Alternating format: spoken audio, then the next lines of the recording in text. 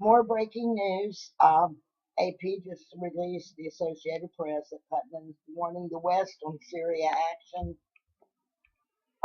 It says President Putnam warned the West against taking one-sided action in Syria, but also it said Russia doesn't exclude supporting a UN resolution on punitive military strikes if it is proved that Damascus used poison gas on its people.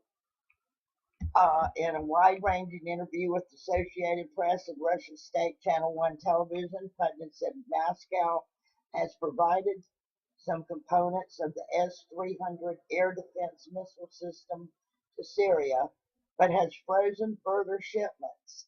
He suggested that Russia may sell the potent missile systems elsewhere if Western nations attack Syria without UN Security Council backing. The interview Tuesday night at Putnam's county residence outside the Russian capital was the only one he granted prior to the summit of G20 nations in St. Petersburg, which opens Thursday. The summit was supposed to concentrate on the global economy, but now looks like to be dominated by the international crisis over allegations that the Syrian government used chemical weapons in the country's civil war. Putnam said he felt sorry that President Barack Obama canceled a one-on-one meeting in Moscow that was supposed to have happened before the summit, but he expressed hope the two would have serious discussions about Syria and other issues in St. Petersburg. President Obama hasn't been elected by the American people in order to be pleasant to Russia, and your humble servant hasn't been elected by the people of Russia to be pleasant to someone either, he said of their relationship. We work, we argue about some issues. We are human. Sometimes one of us gets vexed.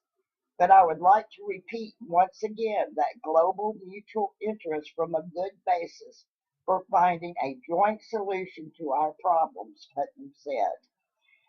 He also denied that Russia has anti-gay policies, an issue that threatened to embarrass the country as it prepares to host the Winter Olympics in February. The Russian leader is into his third term as president, appeared to go out of his way to be conciliatory and growing chill in U.S. public-Russian relations.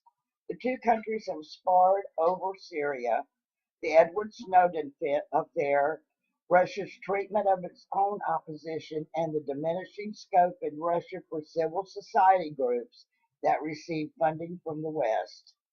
Putnam said it was ludicrous that the government of President Bashar Assad, a staunch ally of Russia, would use chemical weapons at a time when it was holding sway against the rebels. From our viewpoint, it's absolutely absurd that the armed forces, the regular armed forces, which are on the offensive today and in some areas have encircled the so-called rebels and are finishing them off, that in these conditions they should start using forbidden chemical weapons while realizing quite well that it could serve as a pretext for applying sanctions against them, including the use of force, he said. Excuse me. The Obama administration says 1,429 people died in the August 21st attack in a Damascus suburb. Casualty estimates by other groups are far lower, and Assad's government blames the episode of rebels trying to overthrow him. A UN inspection team is awaiting lab results on tissue and soil samples it collected while in Syria before completing the report.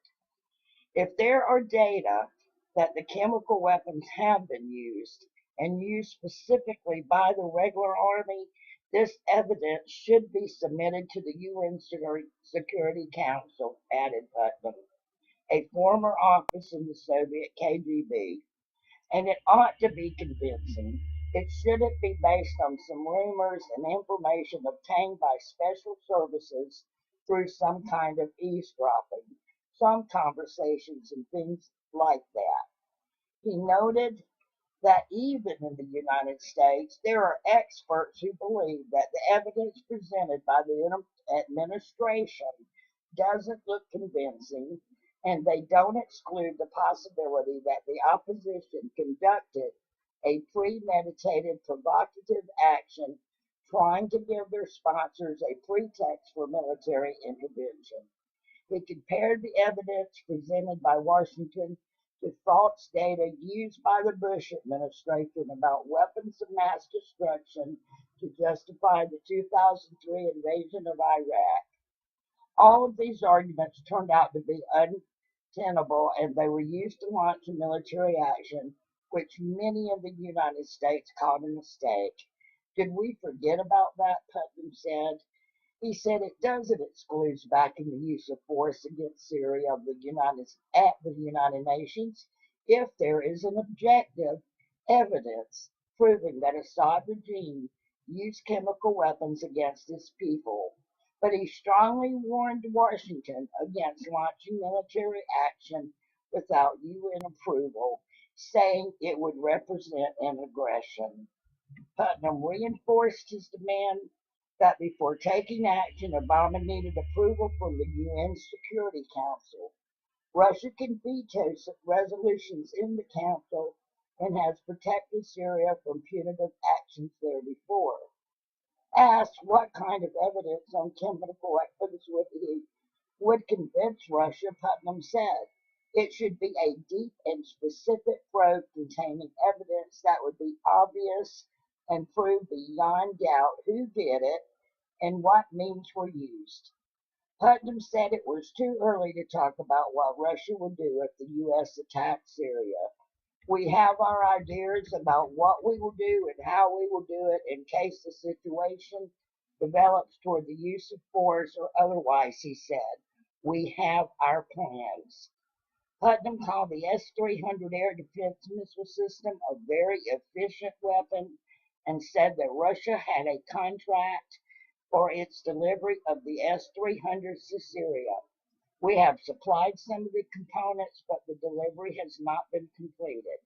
We have suspended it for now, he said.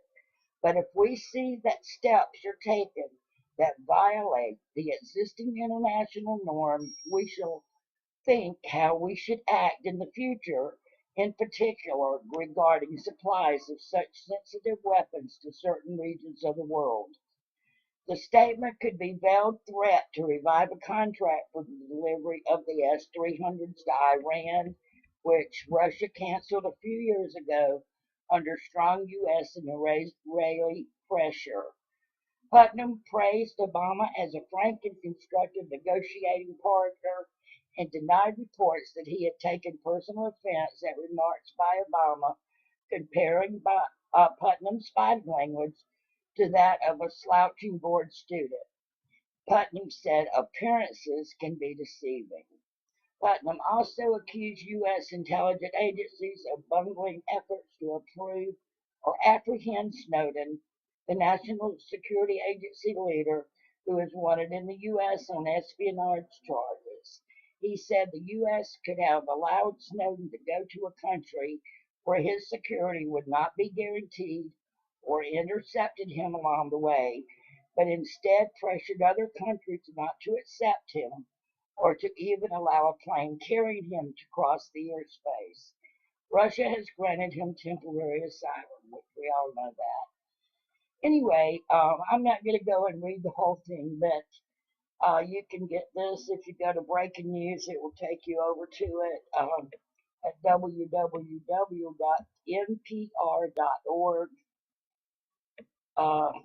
The article's probably on the first page there. But anyway, this was put out just a few minutes ago, and I wanted to let you know.